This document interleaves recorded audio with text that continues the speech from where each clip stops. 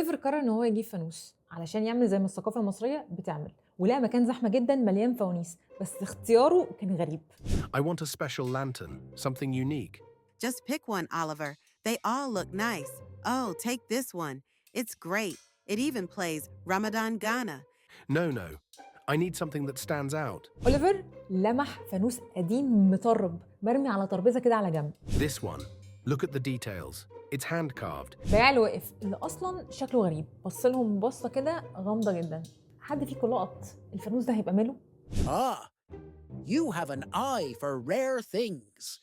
This lantern has been here for a long time. If no one bought it for years, maybe there's a reason. That's what makes it cooler. اشتروا فانوس وقعدوا في كافيه علشان يجربوا. حط الفانوس على الترابيزه وشغله، وقيس فجأة يطلع منه ظل غريب لونه ذهبي، وبدأ الظل ده ان هو يتحرك كأنه كائن حي. Sadia, are you seeing this? Why is the shadow moving the other way? Okay, maybe it's just a trick of the light. فجأة لقوا الظل ده بيشاور لهم، وسعدية راحت راقعة بالصوت. Oliver, turn it off. Now.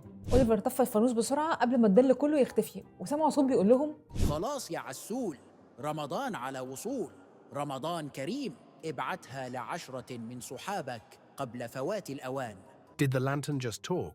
Oliver, I told you to pick a normal one. أوليفر اتعلم من الموقف ده ان مش كل حاجة قديمة لازم تبقى تحفة فنية، وان في حاجات ما ينفعش نقرب منها ونسيبها كده زي ما هي. بس تفتكروا فضوله هيخليه يشغله تاني، ولا هو خلاص جاب آخره كده؟